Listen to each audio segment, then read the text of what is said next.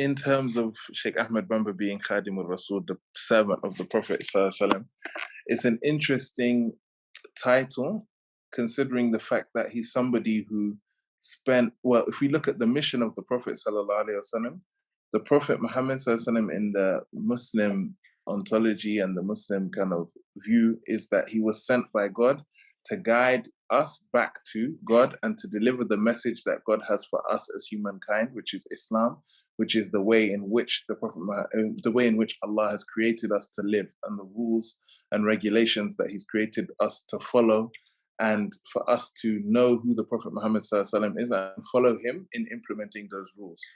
The Quran itself as a book was never sent in book form, but it was sent in the form of a messenger who relayed and recited the book and then applied it in action.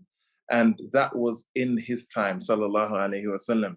And so Sheikh Ahmed Bamba receiving the title Khadim al-Rasul, for me, it's not as much about him being and his personal relationship with the Prophet ﷺ, which I feel is extremely mystical, and it's something that for many of us or most of us, we might not be able to have a full knowledge of or access to, because a lot of us are not open to understanding those spiritual realities. But in a practical level, when we look at Sheikh Ahmed Bamba's life, he spent his whole life in service of the message. So not only was he the servant of the messenger, but he was the servant of the message, in the sense that from his earliest years, he spent his time studying the Quran, mastering the Islamic sciences, and then the first thing he did in his teens was to start teaching it. The first thing he was doing when his father, who was also a famous teacher, Mamor Antasali, had a madrasa or an Islamic school, Sheikh Ahmed Bamba became a teacher in that school in his youth. And one of the first things he did to show, after he had mastered the Arabic language and mastered the art of poetry and poetic composition of poetry in the Arabic language, which is an extremely difficult science, the first thing he did was use that science to serve the students. So he would take the most difficult books of the Islamic academic curriculum and turn them into poems that could be recited and easily memorized. All of us, for example, I'm sure growing up, we all have song lyrics memorized, etched into our heads, that if we were to recite, like if they tell you recite this song from beginning to end, you'll be able to do it. There's a whole Missy Elliott album in my head right now that I know if I was challenged, I could recite from memory.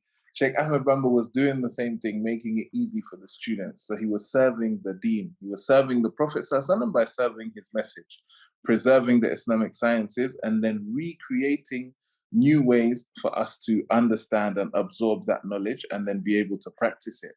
And then he continued to do so until he established his own villages and his own schools. He established Quranic schools for people to memorize. Then he continued to teach qasaid. And then even throughout his exile, he recited poetry in praise of the Prophet ﷺ, so people could greater understand who the Prophet ﷺ was and the significance that he has.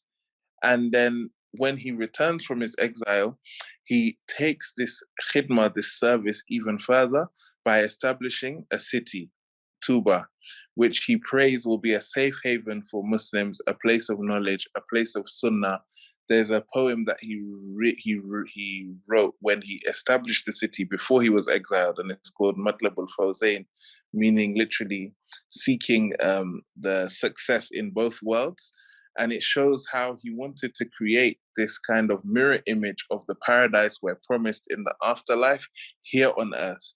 A society fully established and fully based around the principles brought by the Prophet Muhammad sallallahu alaihi wasallam. And that was his life goal and his life mission. So in terms of him being Khadim al-Rasul, the servant of the Prophet sallallahu alaihi wasallam, for me, I see that manifest in his devotion to the message that the Prophet sallallahu alaihi wasallam brought, and in spreading the sunnah in a new context and in a new way that would be accessible to the people that he was a part of, the people in Senegal. He created many safe havens, because he doesn't just have Tuba. He has, Darul Musti. He has many, many villages and towns that he established before he was sent in exile, and after Darul Alim al-Khabir, Darul Qudus, etc. And his children continued that tradition of establishing these pockets, these safe havens, in a time when the traditional and Fulani kingdoms were being dismantled by the colonialists, and the French were taking power. So on both sides, you saw a complete change in society and a complete change in authority. At a time when people were used to having traditional kings in Walo, in Kajor, in Bawal, in Sin, and in Salum that they could seek refuge in and refer to, those kings had been taken away by the French, and the French were replacing the tradition and the Islam that people knew and the traditional Wolof culture that people knew with this new French culture that would treat Senegalese people as second-class citizens and aim to brainwash them and strip them of what they knew of their past. And so in this context, Sheikh Ahmed Bamba resisted by establishing these small pockets that were based on the model established by the Prophet Muhammad sallallahu 1400 years earlier. A town or a village where the mosque was the central place in which the children would study the Quran and then also know the ethics of working and tilling the soil and growing what they eat and being self-sufficient and dependent upon the fruit of their own labor. A society in which men and women live together in harmony according to the precepts of the Quran and the Sunnah. That was his dream, and this was the way in which he manifested his service to the Prophet ﷺ, and it's something that can still be seen today in his community. So if we go to Touba, for example, it's the second largest city. It went from being a small village established on these principles to becoming the second largest city in Senegal, and I would say the spiritual capital of Senegal. If Dakar is the economic capital, Touba definitely is the spiritual capital, and we know this because whenever the celebration of Sheikh Ahmed Bamba's exile happens, the Magha, the streets of Dakar are empty because everyone's in Touba. The president is in Touba, the ministers are in Touba, all the government is in Touba. Everything has moved to that city. And it's a city that is completely ruled according to the precepts of Islam.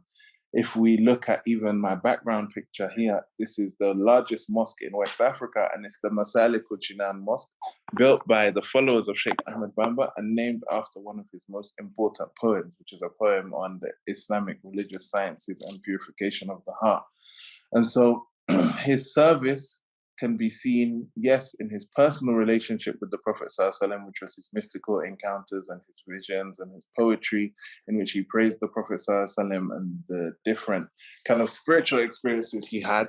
And then also there's this physical aspect of him serving the Prophet ﷺ through serving the book that he brought, the Quran, serving the Prophet ﷺ by serving the Sunnah that he left behind, the example that he left behind, serving the Prophet ﷺ by empowering the religion and creating a society and a culture in which Islam is given priority and people can still see themselves and the power that Allah has given them through this religion, despite the French and the other opposing forces trying to take that away from them.